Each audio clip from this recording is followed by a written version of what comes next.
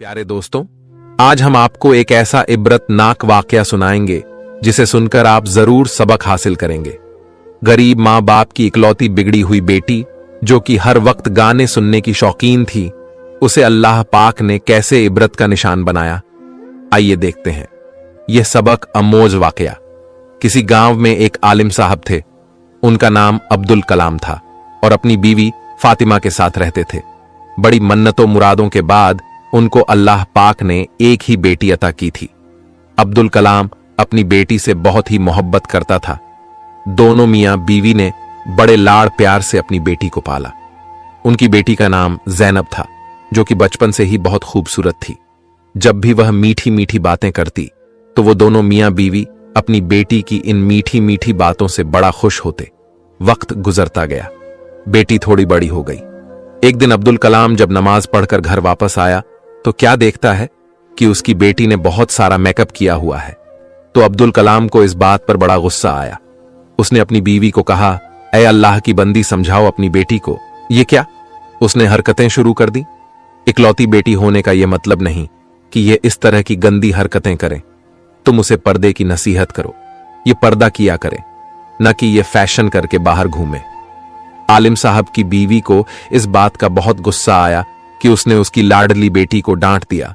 उसने शौहर को तो कुछ ना बोला, लेकिन बेटी का हाथ पकड़कर नाक फुलाए हुए अंदर चली गई। अब्दुल कलाम कहने लगा, देख लेना, एक दिन तुम जरूर पछताओगी।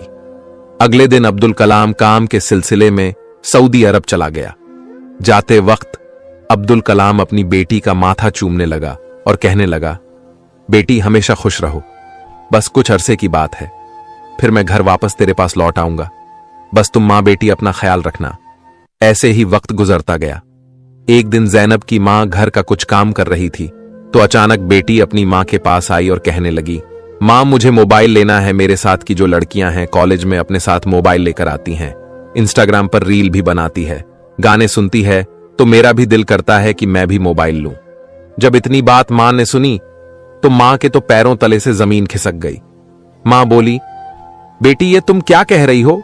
पहले भी तुम्हारे बाप को तेरा मेकअप करना बिल्कुल पसंद नहीं, इसी वजह से तेरे बाप ने मुझे डांटा था।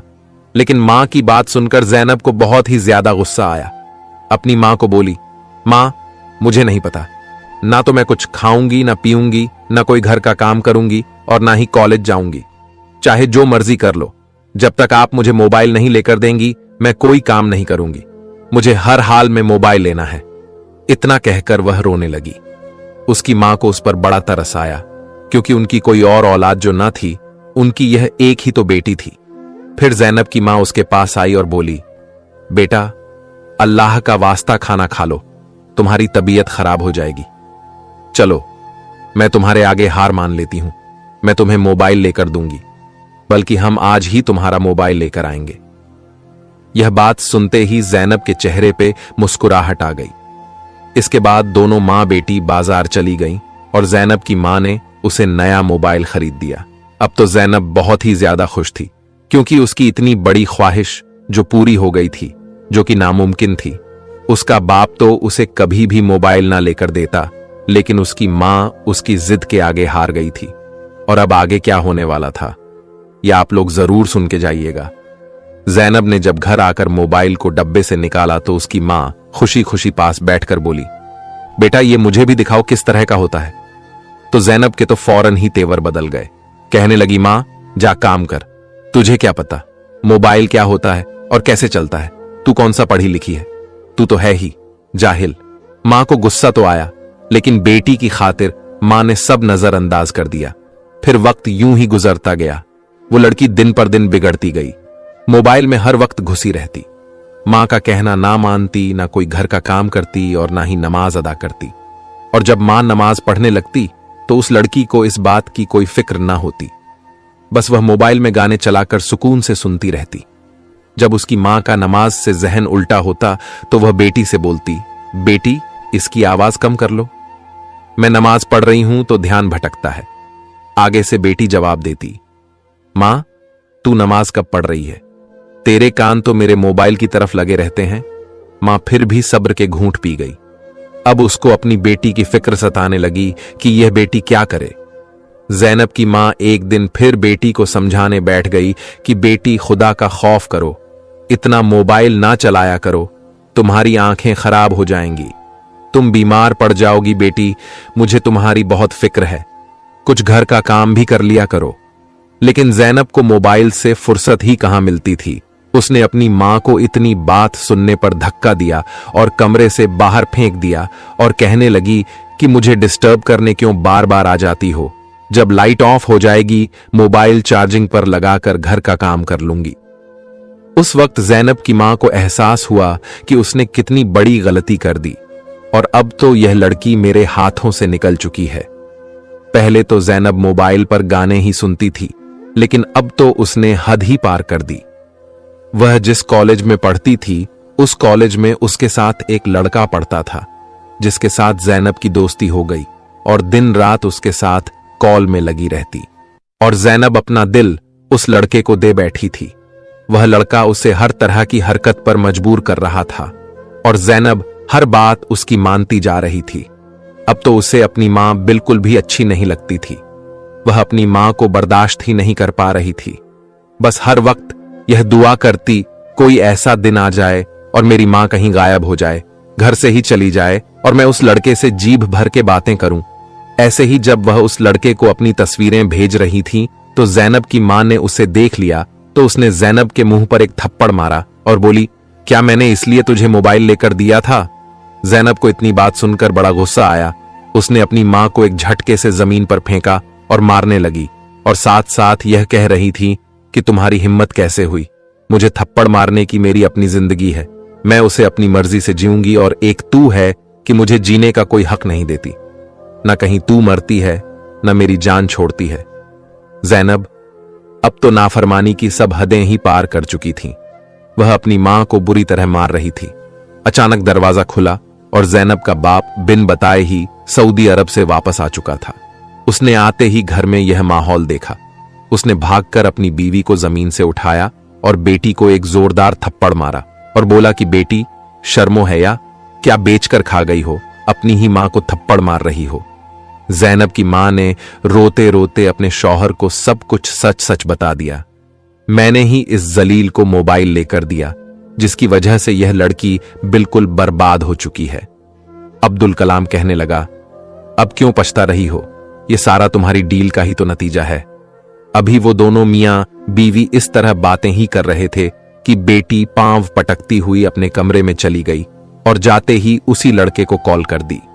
उस लड़के ने आगे से जैनब को तसल्ली दी और मां बाप के खिलाफ और भड़काने लगा। ये तुम्हारे कैसे मां बाप हैं, तुझ पर तो जुल्म करते हैं, तुझे भी तो जीने का हक है, तू अगर मुझसे बात करती है तो क्या गुनाह करती है। जैनब कॉल पर रोती जा रही थी। उस लड़के ने जैनब से कहा, तुम्हारा बाप जो कुछ भी कमा कर लाया है, तुम ऐसा करो, सब कुछ समेट और मेरे पास आ जाओ, हम भागकर शादी कर लेंगे। जैनब ने घर में मां का जितना भी जेवर और बाप का जितना भी पैसा पड़ा था वह उठाया और लेकर रात को चुपके से भाग गई। वह लड़का जैनब का इंतजार कर रहा था। जब उसने जैनब को आते देखा तो जल्दी से जैनब का सारा सामान पकड़ा और कहने लगा, तुम इधर ही रुको, मैं गाड़ी का इंतजाम करके आता हूं। फिर जैनब पूरी रात उस लड़के का इंतजार करती रही, लेकिन वो ना आया। जैनब को वहां पर एक बुजुर्ग आते दिखाई दिए।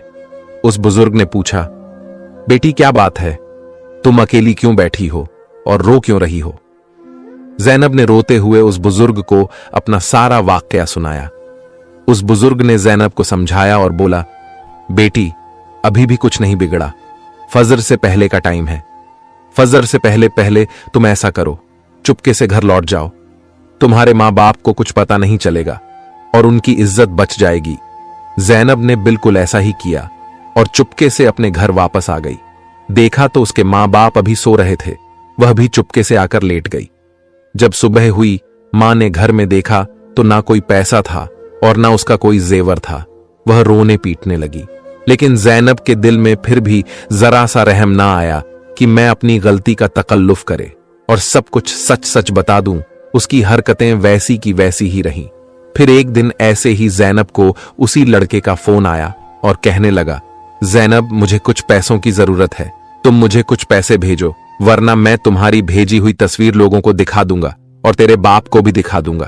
तेरे बाप की 1 टके की इज्जत ना रहेगी। अगर तुम्हें अपनी इज्जत प्यारी है तो मुझे रकम भेज दो। लेकिन जैनब तो अपने बाप का सारा पैसा पहले ही बर्बाद कर चुकी थी। उसके पास अब पैसा देने के लिए नहीं बचा था।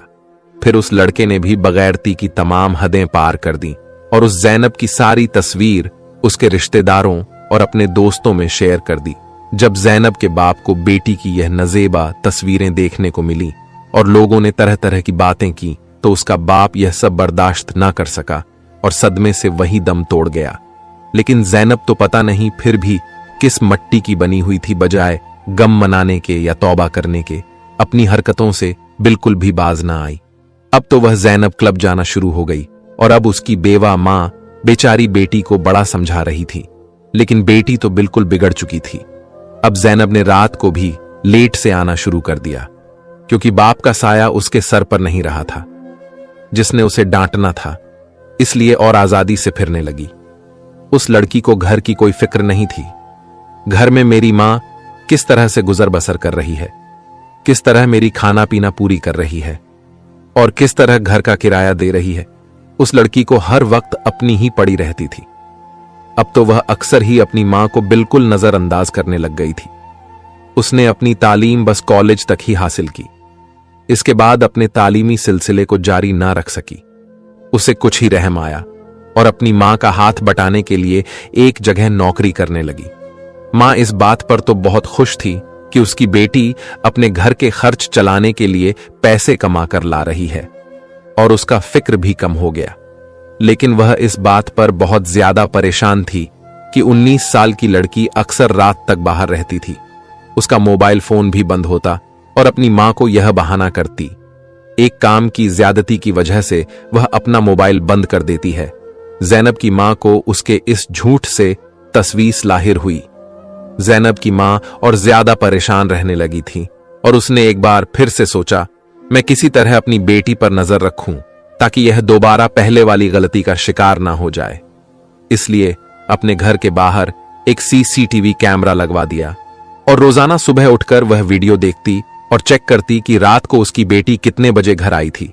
जैनब अपनी मां की इस हरकत से बहुत ज्यादा परेशान थी और शदीद गुस्से में भी थी और उसने अपनी मां से झगड़ना भी शुरू कर दिया।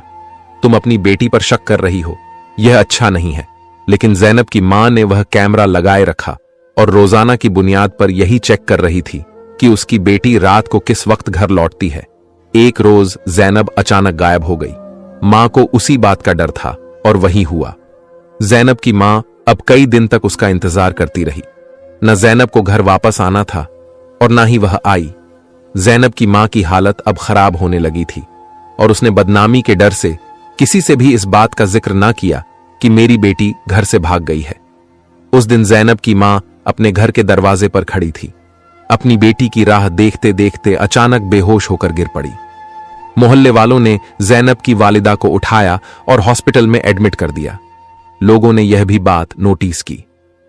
वालिदा के अस्पताल पहुंचने पर भी वह हॉस्पिटल नहीं पहुंची और ना ही जैनब अपने घर में मौजूद थी। मोहल्ले वालों ने इस बात को गंभीर मामला जानकर फौरन पुलिस को खबर कर दी। पुलिस जब जैनब के घर पहुंची तो सारा माजरा उनके सामने बयान किया गया। जैनब कई दिन से गायब है। उसकी मां अस्पताल में पड़ी है, जो कि कोमा की हालत में है।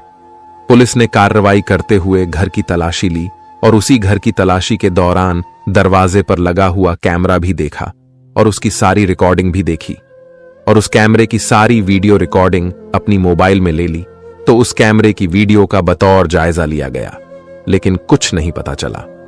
जब पुलिस की टीम जंगल की तरफ गई तो जैनब को छारी में बेहोश पड़ी हुई थी। पुलिस की टीम ने जल्दी से उसे हॉस्पिटल ले जाया गया, लेकिन वह कुछ ही देर में तड़प तड़प के इस दुनिया से रुखसत हो गई, क्योंकि डॉक्टर ने बताया कि इसके साथ 3 दिनों से जंगली जानवर उसके जिस्म को नोच रहे थे और इसके प्राइवेट पार्ट के साथ जानवरों ने बहुत घिनौना काम किया था, जिसके कारण इसकी हालत मौत से भी बदतर हो गया था। और उसकी मां अभी भी कोमे में थी, वह बेहोश थी। उसकी मां को पता भी नहीं था कि उसकी नफरमान औलाद इस दुनिया से रुखसत हो चुकी है। अब मोहल्ले वालों ने जैनब के कफन दफन का बंदोबस्त करना था, क्योंकि जैनब की मैयत बिल्कुल लवार सा पड़ी हुई थी। उसका बाप नहीं था और उसकी मां बेहोश थी। तो अब अहले मोहल्ला की यह जिम्मेदारी बनती थी कि वह उसके कफन दफन का इंतजाम करे। मोहल्ले की औरतों ने जैनब को गुस्ल दिया तो उसी वक्त गुस्ल देते ही जैनब के जिस्म से अजीब बदबू उठने लगी। गुस्ल देने वाली औरतें तौबा तौबा करते हुए गुस्ल दे रही थी। जब वहां से बाहर निकली और बाहर खड़े मर्दों से कहा, मैयत में से इतनी बदबू आ रही है, आप लोग ऐसा करो, बगैर गुस्ल के ही इसको दफन कर दो, क्योंकि कोई भी इंसान इस बदबू में खड़ा नहीं हो सकता। मोहल्ले के मर्दों ने उन औरतों को समझाया, यह सवाब का काम है, वह जैसी भी थी तुम लोगों का फर्ज बनता है, उसे गुस्ल दो। वह मुसलमान लड़की थी, बेशक वह नाफरमान थी अपने वालदैन की। उसने अपनी जिंदगी में बहुत गुनाह किए थे, लेकिन हम यह गुनाह नहीं कर सकते बगैर गुस्ल के उसे दफना दें। आप लोग थोड़ी सी हिम्मत करें, मुंह पर कपड़ा रखकर उसको गुस्ल दें। हमें अपना फरीजा सही तरीके से अंजाम देना है। उसकी मैयत लावारिस है और हम एक मुसलमान हैं। हमारा फर्ज बनता है हम उसके कफन दफन का इंतजाम करें। अगर हम उसको बगैर गुस्ल के दफना देंगे तो कयामत के दिन अल्लाह ताला हमसे भी सवाल करेगा। मोहल्ले के मर्दों ने उन खवातीन को खुदा का खौफ दिलाया तो उन खवातीन को एहसास हुआ और उन्होंने मुंह पर कपड़ा डालकर जैनब को गुस्ल दिया। औरतों का काम तो यहीं पर मुकम्मल हो गया। अब मर्दों की बारी थी। उन पर एक अजीब आजमाइश आ गई थी। जैसे ही उन्होंने जैनब की मैयत को उठाया तो चारपाई इतनी भारी हो गई कि उनसे उठाई ही ना जाती थी। सब बहुत परेशान थे। अचानक से बारिश शुरू हो गई। दोपहर का वक्त था और सब लोग बारिश के थमने का इंतजार कर रहे थे ताकि उसको सही तरीके से दफना सके। दोपहर से रात हो गई। बारिश अब तूफानी बारिश में तब्दील हो चुकी थी और बाहर का मौसम ऐसा था कि कोई भी इंसान इस मौसम में बाहर निकलकर जैनब की तदफीन नहीं कर सकता था। सब लोग परेशान थे। 2 दिन मुसलसल बारिश होती रही और इतनी ज्यादा बारिश हुई, मुमकिन ही नहीं था कि कोई बाहर निकले। मजबूरन सबने यह फैसला किया, इमाम साहब से बात की जाए। अहले मोहल्ला ने इमाम साहब से बात की कि अब क्या किया जाए। 2 दिन से लड़की की मैयत पड़ी हुई है और मैयत में इतनी ज्यादा बदबू हो गई है कि हम इसके करीब भी नहीं जा रहे। आप ही कोई हल निकालें, आपको दीन का ज्यादा पता है। इमाम साहब ने कहा, मौसम तो खराब है और रात का वक्त है, लेकिन हर हाल में आज रात इस बेचारी को दफना दो। मोहल्ला वालों ने क्षत्रिया और टर्च लाइट का ज्यादा इंतजाम करके उसकी मैयत को उठाया। बहुत मुश्किल से उसकी मैयत उठी। जैसे ही कब्रिस्तान पहुंचे तो बारिश तेज बरस रही थी और जो जैनब की कब्र थी पूरी की पूरी पानी से भर चुकी थी। वो लोग परेशान हो गए और दोबारा से गोरखन ने दूसरी जगह कब्र खोदने शुरू की, लेकिन वो कब्र भी बारिश की वजह से पानी से भर जाती। वो लोग आधी रात तक इसी कशमकश में रहे। आज किसी भी हाल में जैनब की मैयत को दफनाना है, वरना उसकी मैयत से बीमारियां फैलने का खद था। इतने में वहीं पर एक शख्स आया और उसने कहा कि एक बात कहूं, बुरा ना मनाना, लेकिन मैंने एक ख्वाब देखा है कि जैनब को हम उसके मोबाइल और उसके सॉग सिस्टम के साथ दफना रहे हैं, तभी उसे कब्र में जगह मिल रही है। जब उस शख्स ने अपना यह ख्वाब सबको बताया तो सब परेशान हो गए कि आखिर कैसे जैनब को इन सब चीजों के साथ दफनाया जाए। लेकिन उस शख्स ने कहा कि उसको सिर्फ सच्चे ख्वाब आते हैं और हकीकत भी यही थी। वह अल्लाह का बहुत ही नेक बंदा था। लोगों ने सोचा कि हम उस अल्लाह के बंदे की बात पर अमल करके देखते हैं, क्या पता उसको जमीन में जगह मिल जाए। लोग उसके घर से उसका मोबाइल और उसका सॉन्ग सिस्टम उठाकर लाए और जैनब की मैयत के ऊपर रख दिया। फिर एक और जगह उसकी कब्र खोदी गई। अब पानी थोड़ा कम हो चुका था, बारिश थम चुकी थी और बड़ी मुश्किल से जैनब को जगह मिली। जैनब को कब्र के अंदर रखा गया और कब्र में ही उसका मोबाइल और उसका सॉन्ग सिस्टम भी रखा गया। सबको बहुत अजीब लग रहा था, लेकिन सबको लग रहा था यह उसकी इबरत का वक्त है। जिन चीजों से उसने जिंदगी में मोहब्बत की और उन चीजों की वजह से उसने वालदैन की नाफरमानी भी की, उनको तकलीफ दी, तो यह चीजें वह दुनिया में छोड़कर नहीं जा सकती। उसे उन्हीं चीजों के साथ कब्र में दफना दिया जाए ताकि उसको एहसास हो उसने दुनिया में क्या कमाया और क्या नहीं। फिर अचानक ही एक शख्स की चीख बुलंद हुई। उसने कहा, देखो, इस लड़की की जुबान बाहर आ गई है और उसके कानों से कीड़े निकलने लगे हैं। यह मंजर इस कदर खौफनाक था, वहां पर तमाम मौजूद लोग चीखने लगे, चिल्लाने लगे। उन्होंने कहा, इसको तो मट्टी डालने से पहले ही इस पर अजाब नाजिल हो चुका है। जल्दी करके इस पर मट्टी डाल दो और यहां से भाग चलो, ऐसा ना हो कि इसका अजाब हम सबको लपेट में ले ले। अहले मोहल्ला ने उसकी कब्र पर मट्टी डाल दी और फौरन से वहां से भाग निकले। औरतें तौबा अस्तगफार पढ़ने लगीं। इमाम साहब से जब इस बात का जिक्र किया तो इमाम साहब ने जैनब की मगफिरत के लिए कुरान खानी रखवाया और सबने 3 दिन तक जैनब की मगफिरत के लिए दुआ की। इतने में उसकी मां को होश आया तो उसने सारी हकीकत बता दी।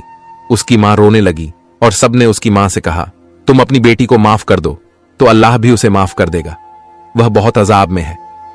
जैनब की मां बहुत रोने लगी और उसने अल्लाह के हुजूर सजदे करके अल्लाह से अपनी बेटी के लिए मगफिरत तलब की और कहने लगी, ऐ अल्लाह रब्बुल इज्जत, वो मेरी नाफरमान बेटी थी, ऐ पाक परवरदिगार, तू उसकी मगफिरत फरमा, क्योंकि मुझ में ही तो कमी थी, मेरे से उसकी तरबियत करने में कमी ही हो गई थी।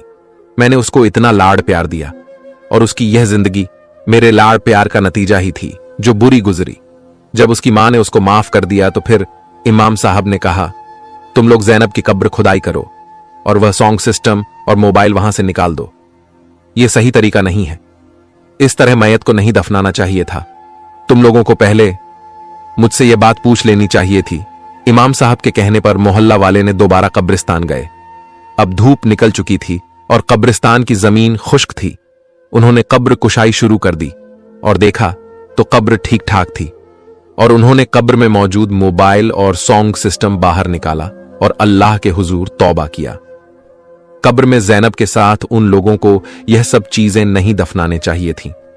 फिर अचानक से एक शख्स की नजर जैनब के चेहरे पर पड़ी तो उन्होंने देखा कि उसके चेहरे से अजाब हट चुका है, उसकी जुबान भी सही है, उसका चेहरा रोशन है और लोगों ने महसूस किया उसकी कब्र से अब खुशबू भी आ रही थी।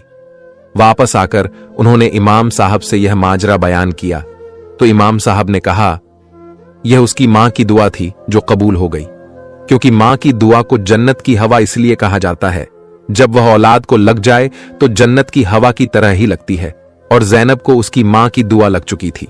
अहले मोहल्ला ने फिर से कुरान ख्वानी की और जैनब की मगफिरत के लिए दुआ की और सब ने अल्लाह से माफी मांगी कि उन्हें कब्र में मोबाइल और सॉन्ग सिस्टम नहीं डालना चाहिए था। अहले मोहल्ला को एहसास हो गया था कि उन्होंने यह काम करके बहुत बड़ा गुनाह कर दिया, कब्र की और मैयत की बेहुरमती की, इसलिए उन्होंने अल्लाह से माफी मांगी। कुछ दिन बाद जैनब की मां को एक ख्वाब आया जिसमें जैनब बहुत खुश थी और अपनी मां से कह रही थी, मां, मैंने तुम्हारी और अब्बा की सारी जिंदगी नाफरमानी की, तुम लोगों को बहुत तकलीफ थी जिसकी मुझे बहुत बड़ी सजा मिल रही है, लेकिन जैसे ही तुमने मेरे लिए दुआ शुरू की तो अल्लाह ने मुझसे अजाब हटा दिया। बेशक वालदैन का दर्जा बहुत बुलंद है, काश मैं आप लोगों की नाफरमानी ना करती और आप लोगों की फरमा बरदार होती तो यह जो अजाब मुझे मिला था वह भी ना मिलता। लेकिन मां, यह तुम्हारी दुआ है, तुम्हारी दुआ ने ही मुझे इस अजाब से बचाया। यह ख्वाब सुनकर अहले मोहल्ला खुश हो गए और इमाम साहब ने सबसे कहा, देखो हम लोग सब कितने गुनाहगार हैं, बड़े बड़े गुनाह करते हैं और हमें उसकी सजा भी मिलती है, लेकिन अल्लाह की जात इस कदर मेहरबान है, जब इंसान को उसकी गलती का एहसास हो जाए तो फौरन से अल्लाह रब्बुल इज्जत उस इंसान को माफ फरमा देता है। यह अल्लाह की रहीमी और करीमी है, वो हमें माफ कर देता है। अगर वह हमें माफ ना करता तो हम तो हमेशा आग में जलते रहते। इसका यह मतलब नहीं कि अल्लाह को रहमान और रहीम समझकर हम गुनाह करते रहे, बल्कि इसका यह मतलब है हमें अल्लाह की फर्मा बरदारी करनी चाहिए, उसके रास्ते पर चलना चाहिए। जब हमारा रब हमसे इतनी मोहब्बत करता है तो हमें भी चाहिए हम अपने रब से मोहब्बत करें और उसके फरमाबरदार बंदों में से बन जाए। प्यारे दोस्तों, उम्मीद करता हूं आज की वीडियो से आपने बहुत सबक हासिल किया होगा, इसलिए अपने फैमिली में भी वीडियो शेयर करें और चैनल को सब्सक्राइब करने के साथ साथ कमेंट में अल्लाहू अकबर जरूर लिखें।